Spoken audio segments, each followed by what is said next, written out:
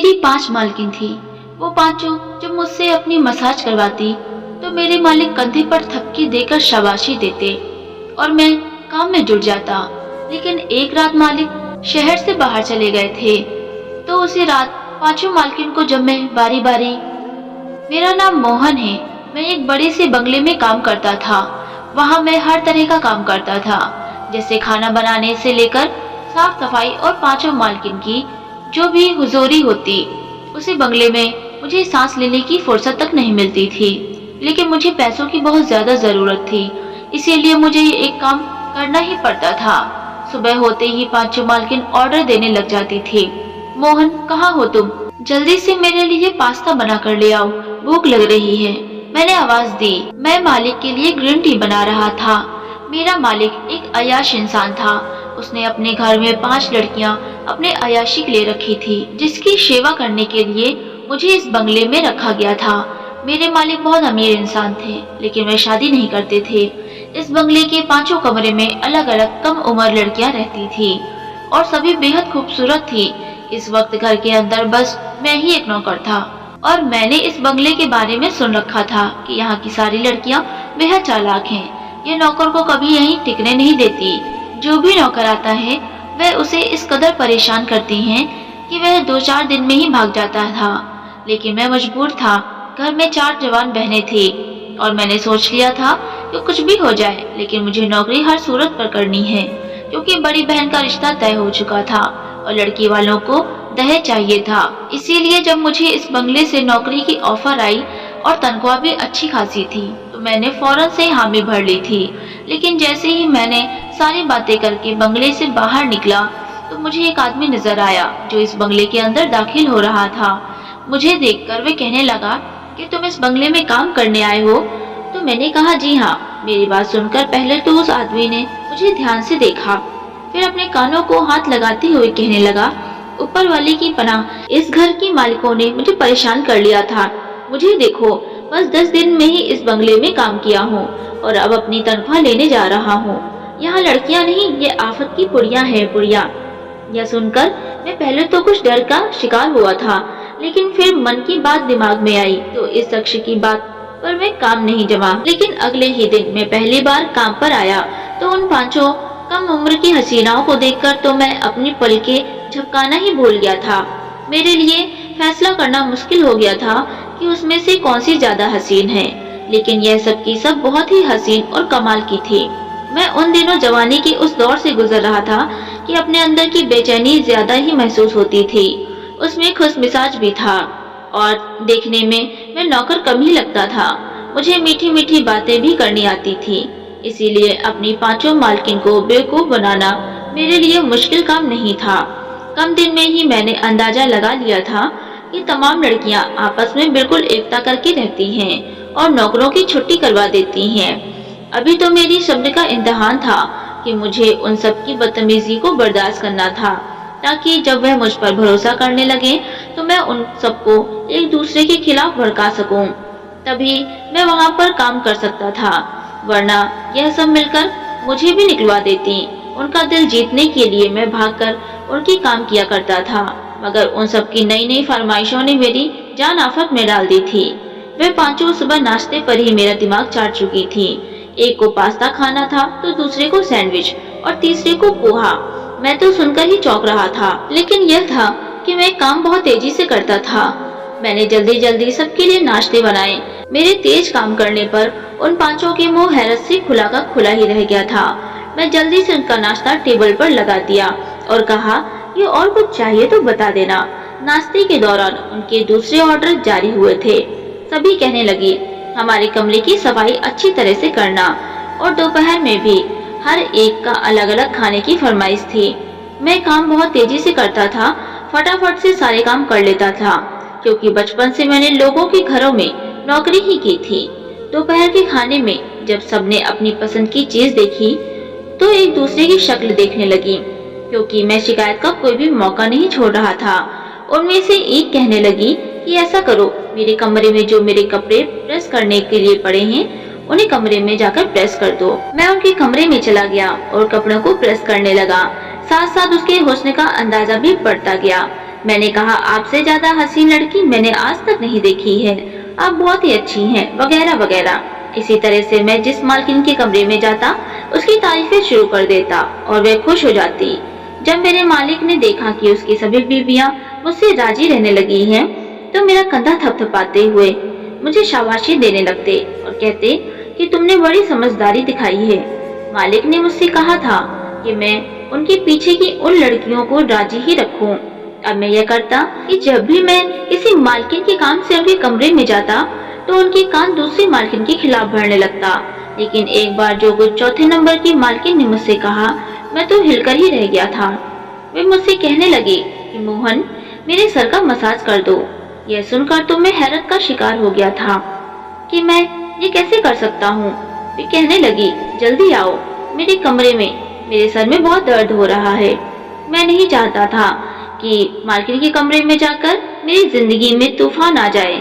मैं दिल की शीशी उठाई और उस लड़की के कमरे में चला गया। उसने जब अपने रेशम से मुलायम लंबे काले घने बालों का जूड़ा खोला तो मेरे होश उड़ गए।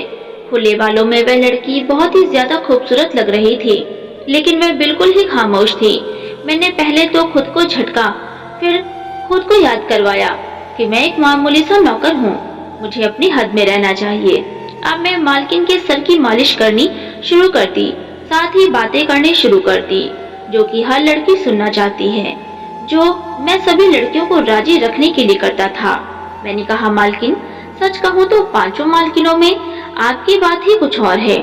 क्या लंबे घने रेशम सी मुलायम आपके बाल हैं और आपकी आंखें तो और भी ज्यादा सुंदर हैं। लेकिन हकीकत तो यह थी कि वह पांचों की पांचों मालकिन अपनी खूबसूरती में एक मिसाल रखती थी, लेकिन मुझे उनमें फूट डलवानी थी। मेरे मुंह से अपनी तारीफ सुनकर उसका कलेजा तो बहुत ही नरम था। मैं समझ गया था कि मेरी तारीफ से पिघल गई है। मैंने कहा, ऊपर वाला झूठ न बुलवाए, लेकिन आपको देखकर तो मैं अपनी आंखें बंद करना ही भूल गया था। सर की मालिश के साथ साथ मैं उसके दिल में भी अपनी जगह बनाने की कोशिश कर रहा था। तभी मैं कहने लगी, मेरा सारा हुस्न बेकार है। तुम्हें क्या मालूम है कि मेरा हुस्न मेरे लिए किस कदर तकलीफ का सबक बन चुका है। उसका लहजा बेहद उदास और भीगा हुआ था। मैंने कुछ हद तक डरते डरते उसे एक सवाल किया था। मैंने कहा कि मुझे एक बात समझ नहीं आई, जब आपको यह सब बुरा लगता है तो आप यहाँ पर कैसे आई? यह एक ऐसा सवाल था जिसे करने से मुझे मेरे मालिक ने सख्ती से मना किया हुआ था, लेकिन उस लड़की की नम आंखों में न जाने ऐसा क्या था कि मैंने उससे पूछ ही लिया। मेरी बात सुनकर उसके चेहरे पर उदासी छा गई। वे कहने लगी कि बुरी किस्मत बताकर नहीं आती।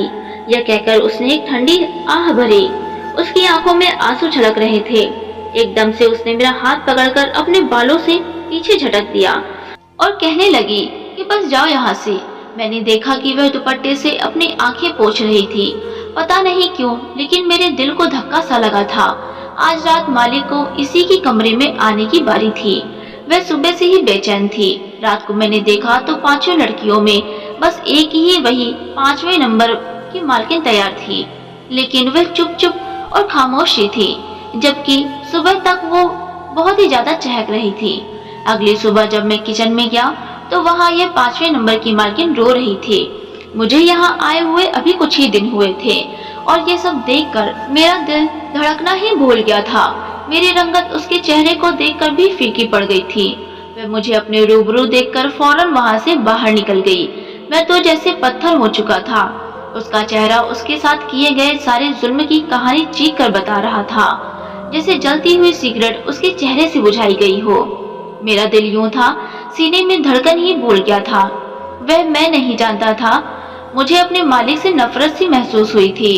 मैं पहले यह इरादा किए हुए था कि इन सब मालकिन के दिल में एक दूसरे के खिलाफ नफरत की जज्बात पैदा करूंगा और जब वह एक दूसरे से लड़ेंगी तो मैं तमाशा देखूंगा।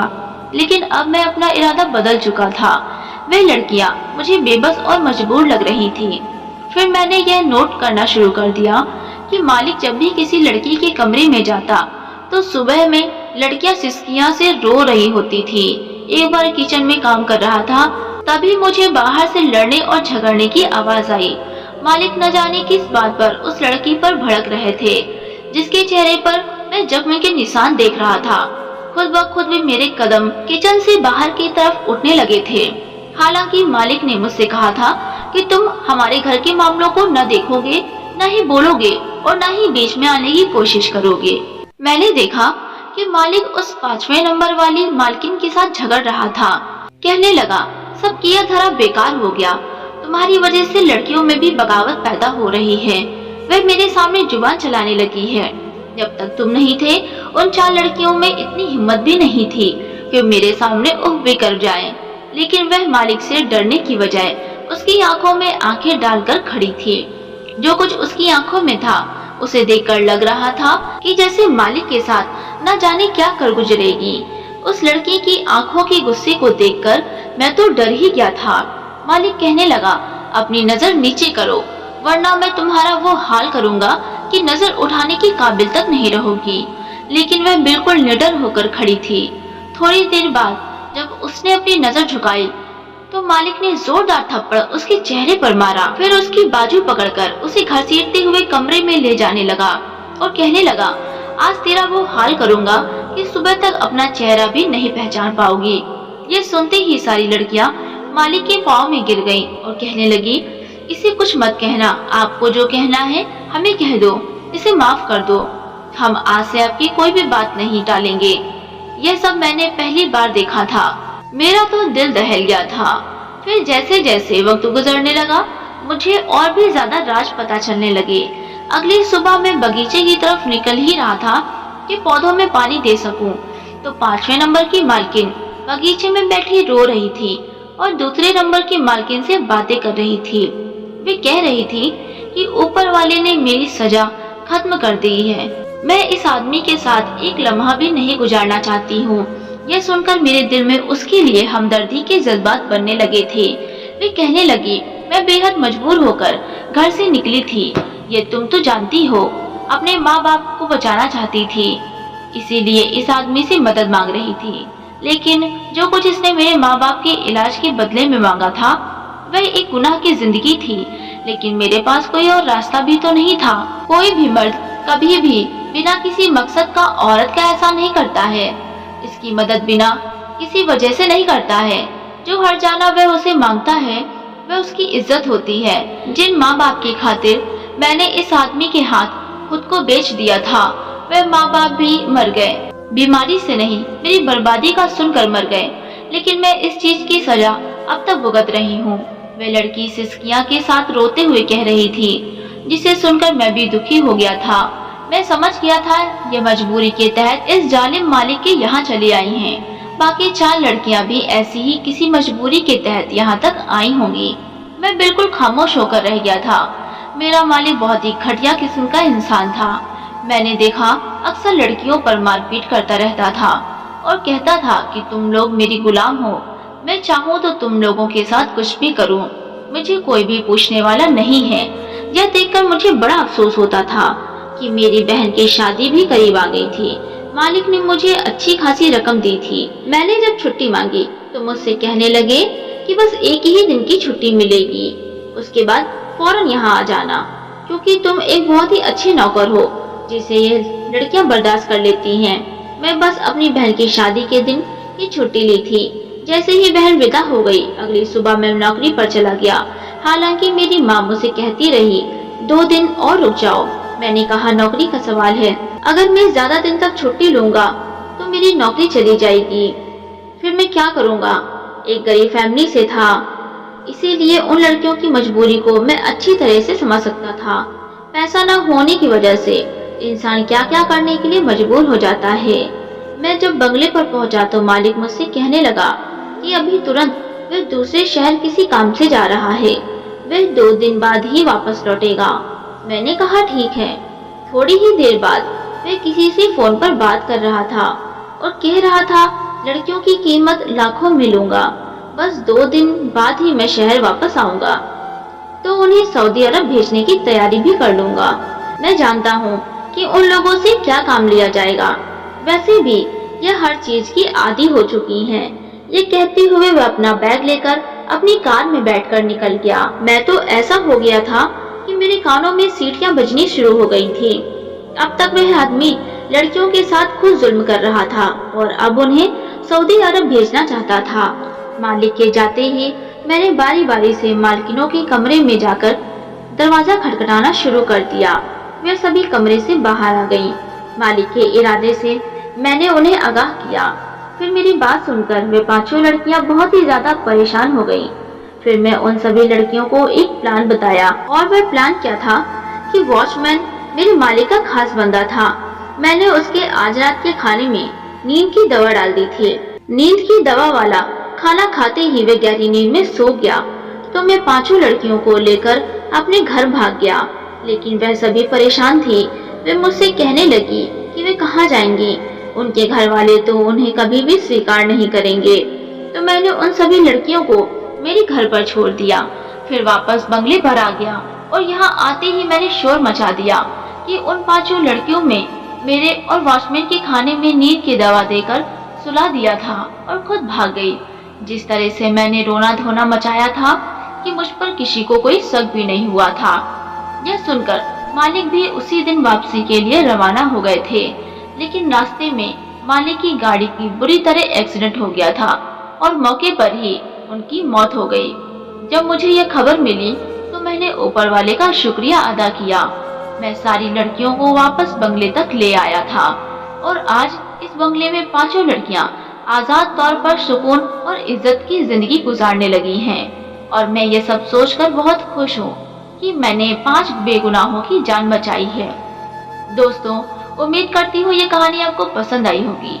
वीडियो पसंद आई हो तो वीडियो को लाइक कर दें। चैनल पर नए हो तो चैनल को सब्सक्राइब कर लें और हाँ, नोटिफिकेशन बेल को जरूर दबाएं ताकि अगली अपडेट सबसे पहले आपको मिले। धन्यवाद।